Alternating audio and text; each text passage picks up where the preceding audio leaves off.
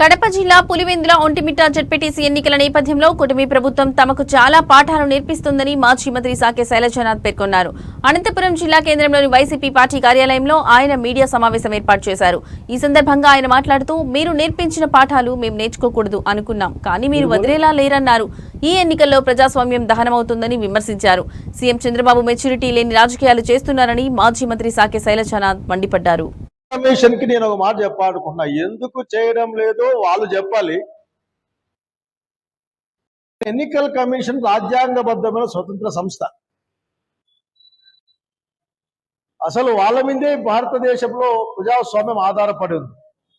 ఇప్పటికే కేంద్రంలో ఎన్నికల కమిషన్ పైన అనేకమైన ఆఖరికి ఆరోపణలు, అపవాదులు మూటగట్టుకుని ప్రజాస్వామ్య ఎన్నికల ప్రక్రియ ప్రశ్నార్థకంగా మారే కాలంలో ఆంధ్రప్రదేశ్ రాష్ట్రంలో మీ ప్రవర్తన ప్రజాస్వామ్యం పట్ల ప్రజలకున్న ఇష్టాన్ని, ఈరోజు జరుగుతున్న సంఘటనల పట్ల వాళ్ళకున్న భయాన్ని మీరు నివారించాల్సింది పోయి, ఆ ఇష్టాన్ని పెంచి ఓటింగ్లో పాల్గొనే విధంగా చేయాల్సింది పోయి మీరు నిశ్శబ్దంగా ఉండమన్నది మీ యొక్క ఆ సీటుకి కూడా ఆఖరికి ఏమాత్రం వెలుగునివ్వదనే విషయాన్ని మాత్రం స్పష్టంగా చెప్పాలనుకుంటున్నాం. మీరు స్వతంత్రంగా ఎన్నికల కమిషన్ వారు మీరు స్వతంత్రంగా వ్యవహరిస్తే మీకు పోయేది ఏమీ లేదు. ఆఖరికి ప్రజాస్వామ్యం కాపాడబడ్డం తప్ప. స్నేహితులారా, నమస్కారం.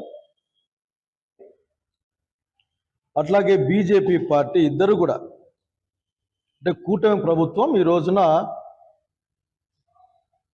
పోలింగ్ పేరుతో ప్రజాస్వామ్యాన్ని నడి రోడ్డు మీద దహనం చేస్తా ఉన్నారు అని చెప్పడానికి బాధపడతా ఉన్నారు.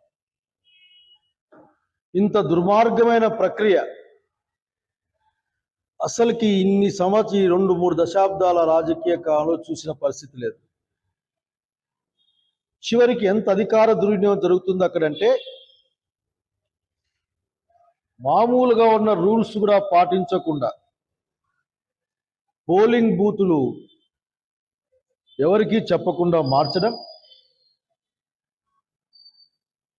ఓటర్లని ఓటు వేయడానికి రానియకుండా ఆపడం. అంతెందుకు,